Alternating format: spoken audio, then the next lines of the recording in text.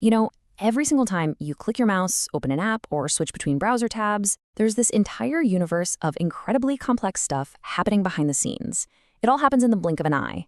So today, we're going to pull back the curtain on one of the most brilliant and, frankly, most essential tricks your computer performs every single second.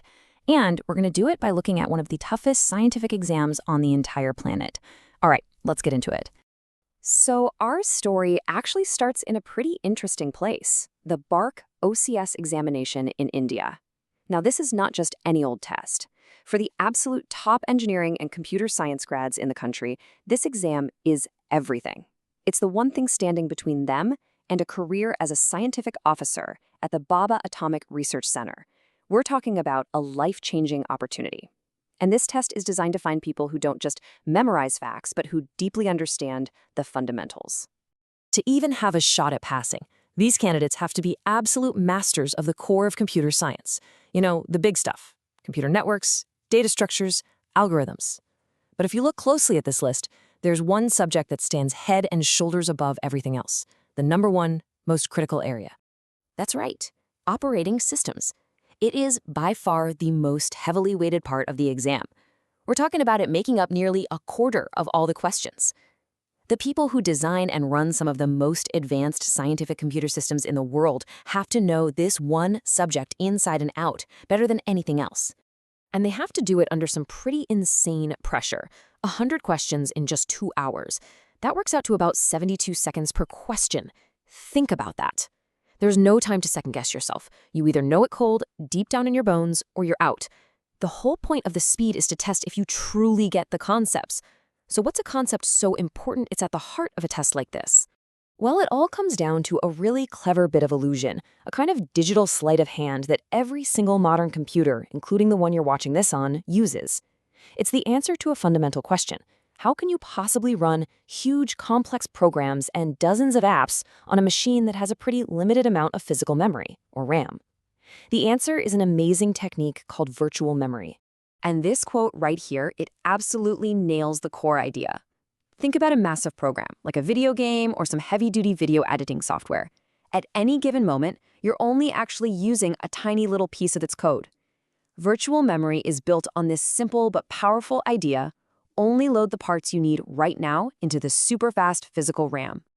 This diagram shows the trick perfectly. On the left, you've got the program's virtual memory. This is the huge, wide-open space the program thinks it has all to itself. But the operating system is playing a game.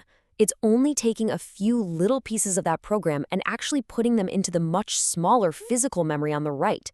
The rest of the program, it's just sitting on your hard drive, waiting to be called up. And that is the absolute key to the whole thing. Virtual memory creates a separation between the logical memory that a program sees and the physical memory the computer actually has. It's like giving every single app its own private mansion to run around in, when in reality, they're all sharing a much smaller and very crowded apartment building. And the benefits of this trick are, well, they're enormous. It means we can run programs that are way bigger than the physical RAM we have installed. It's what lets us multitask like crazy, which keeps the CPU busy and makes the whole system feel faster. Honestly, it's no exaggeration to say that modern computing would be completely impossible without this one fundamental trick. But, there's no such thing as a free lunch, right? A magic trick this good has to have a catch. It isn't free.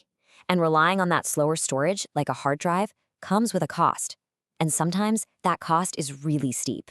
So, what happens when your program is running along and it tries to grab a piece of its virtual memory that isn't actually loaded into the fast physical RAM at that moment? The CPU is just blazing along, billions of cycles per second, and then bam, the data it needs is just not there. This event has a name. It's called a page fault. And it's basically the computer equivalent of a record scratch in the middle of a song. Everything just screeches to a halt. The hardware itself sends up a red flag, an exception, that stops the program dead in its tracks and hands control over to the operating system. Now, it's the OS's job to go find that missing piece from the much, much slower hard drive. And yeah, thinking of a page fault like this dinosaur is actually kind of perfect. Because in the world of processors that operate in nanoseconds, having to stop everything and go get something from the hard drive is a massive, slow, prehistoric event. Everything just stops. The lightning-fast CPU is stuck waiting for this ancient mechanical beast to deliver the data. It's a huge, huge disruption. So how big of a disruption are we really talking about? Well, get this. A single page fault can slow things down by a factor of 40. I'm going to say that again. If just one memory access out of 1,000 causes a page fault, the average time it takes to get data becomes 40 times slower. That is a catastrophic hit to performance. Okay, so if page faults are that devastatingly slow, then the operating system's most important job has to be minimizing them, right? And to do that, it needs a really, really clever strategy for deciding what data gets to stay in the fast RAM and what data gets the boot. So, when that physical memory is all full up and the OS needs to bring in a new page of data, it has to choose a victim.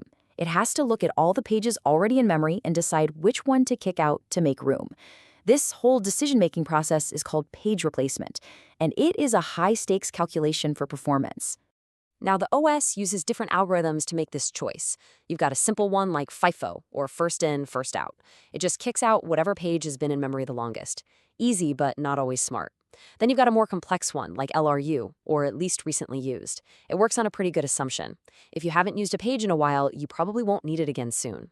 It's basically trying to predict the future by looking at the past. And picking the right strategy for the right situation, that is exactly the kind of critical thinking they test you on in the BRC exam. So, we've gone from this incredibly high-stakes exam all the way down into the guts of memory management.